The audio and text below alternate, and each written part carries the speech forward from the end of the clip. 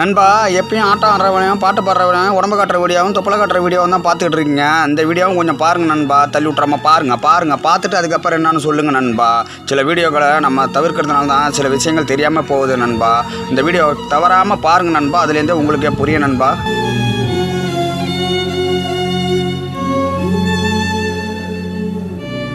தயவுசெய்து பாருங்கள், ஒரு உயிரோட மிகப்பெரிய ஒரு நல்லதை வந்து பாருங்கள்.